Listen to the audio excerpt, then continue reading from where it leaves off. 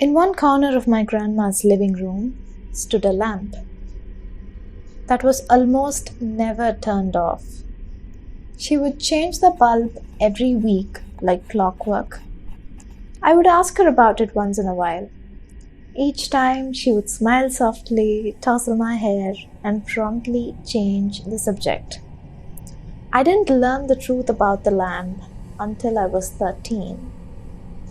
The first time I turned off the lamp. I was intrigued. I just wanted to see what would happen. So I had turned it off. When Grandma walked into the darkened hallway and saw that the light was off, she screamed, a plate of cookies falling from her hands and crashing to the floor. I could hear her praying under her breath as she raced to turn the light back on. Tears were shining in her eyes when she turned to me. Then, without warning, Grandma slapped me. She slapped me hard across my face. Grandma, who had never so much as raised her voice to me before, had slapped me, and I was too shocked even to cry. She then gathered me up in her arms and begged for my forgiveness. With her face buried in my shoulder, she finally told me the story of the lamp. It was a ghost light, she said. When my grandparents first arrived in America, the spirits of the dead had plagued her. Ever since she bought this house, the spirits had tortured her. She just couldn't take it any longer. So she asked Grandpa for help. She had expected him to laugh at her, but surprisingly enough, he had nodded gravely, and it was he who had first lit the ghost light. And as long as the beacon burned through the darkness, she had never seen another spirit. I stopped visiting my grandmother after that. It was just too scary for me, and by the time I received the news of her death, I hadn't seen her in over 10 years. As her only living relative, I inherited her house. Yet, as I sat in the lawyer's office, listening to him read her will, I was speechless. So much love had filled these walls. So many happy memories. I just wanted to live with those memories. And so, I decided to move. I decided to move into my grandmother's house. I walked through the front door. Everything was exactly as I remembered it. Houseplants still cluttered on the windowsills. Decorative bird plates still hung on the walls. And the ghost light still burned in the living room. Seeing the old lamp sent a chill down my spine.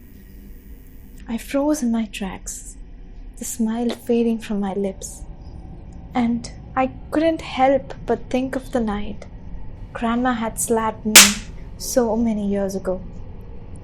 I ran my fingers through the fringe of the lampshade. A bloom of sadness darkened my nostalgia. Sighing heavily, I recalled my grandmother's madness.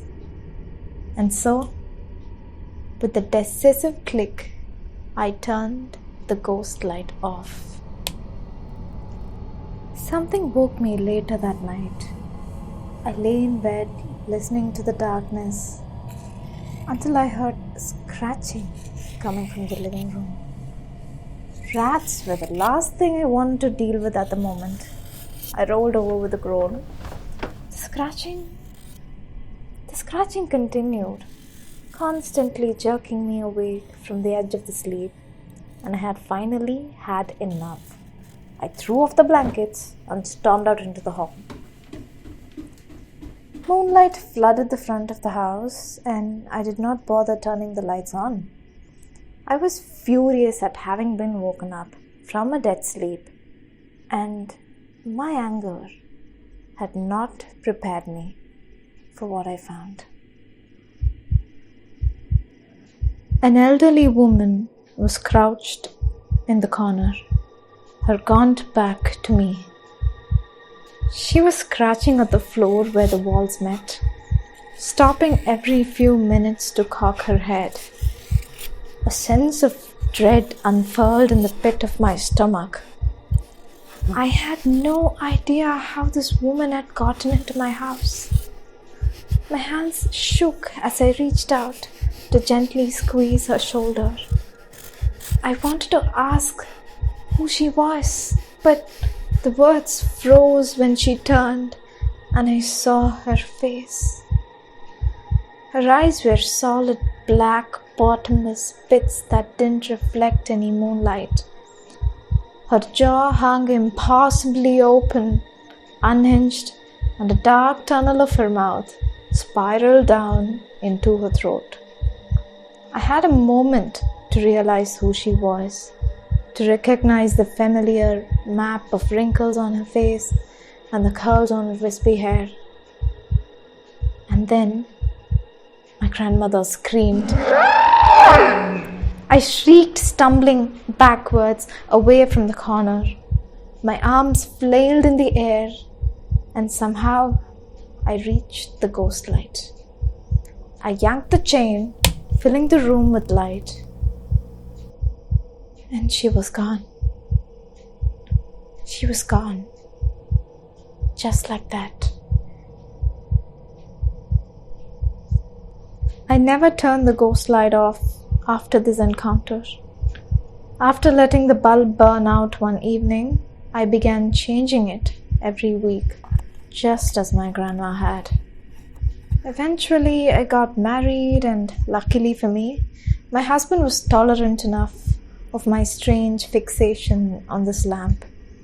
The light continued to burn, and I lived my life happily enough.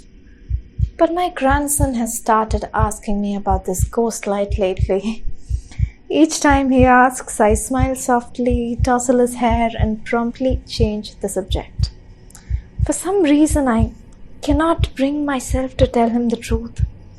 I think about how I pulled away from my grandma, how I thought her to be crazy, and ultimately deserted her. I worry though. I know I won't be around forever, and I know that he will eventually turn off the ghost light. I worry that he might see me twisted and scratching and wrong in a corner. I'm worried that he might see me as a spirit, dangerous and dark, like my grandmother.